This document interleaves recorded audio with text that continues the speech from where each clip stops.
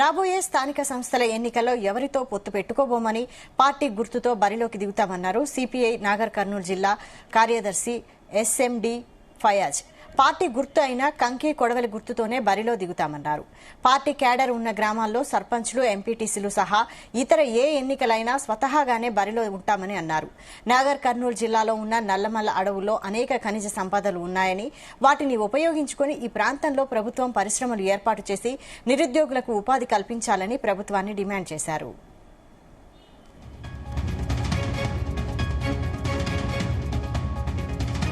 కూరలో ఉప్పు లాంటి వారని వారు చెప్పడం జరిగింది. అంటే వారు ప్రేమతోనే చెప్పారు, ఆ ఉప్పు ఉంటేనే అన్ని కూరలు రుచిగా ఉంటాయి కాబట్టి నేను అలా చూస్తానని చెప్పారు.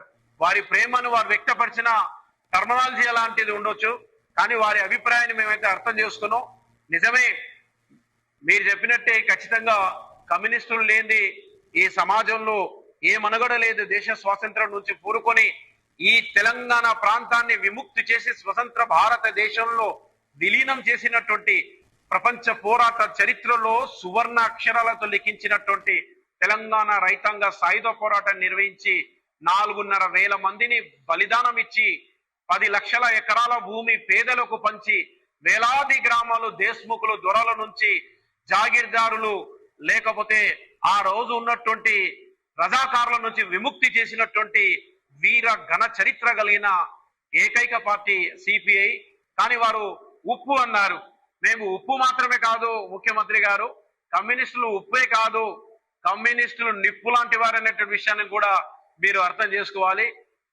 ఆ విషయం పైన ముఖ్యమంత్రి గారు కూడా చేయాలని కోరుతూ, ఖచ్చితంగా వచ్చేటటువంటి రోజుల్లో పెద్ద ఎత్తున పోరాటాలకు సిద్ధంగా మేము ప్రజల్లోకి వెళ్తామని, ప్రజల సమస్యల పరిష్కారం వైపు అన్ని విధాలుగా ప్రయత్నం చేస్తామని, ఇప్పుడు ఈ రాష్ట్ర ప్రభుత్వం ఏదైతే ప్రతిష్టాత్మకంగా భావించిందో ఇంద్రమ్మ గృహాలు, ఎందుకో జిల్లా వ్యాప్తంగా అన్ని నియోజకవర్గాల్లో ఇంద్రమ్మ గృహాలకు సంబంధించినటువంటి క్లారిటీ వస్తే ఈ కొల్లాపూర్ నియోజకవర్గంలో మాత్రం ఇంద్రమ్మ గృహాలకు సంబంధించి క్లారిటీ రావట్లేదు. అది పెద్ద సస్పెన్స్ లాగా కొనసాగుతుంది.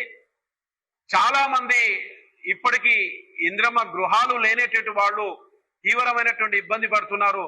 గత ప్రభుత్వంలో ఇండ్లకు సంబంధించి కాస్త నిర్లక్ష్యం జరిగింది, మేము ఇప్పుడు దీన్ని పరిష్కరిస్తామని చెప్పడం జరిగింది.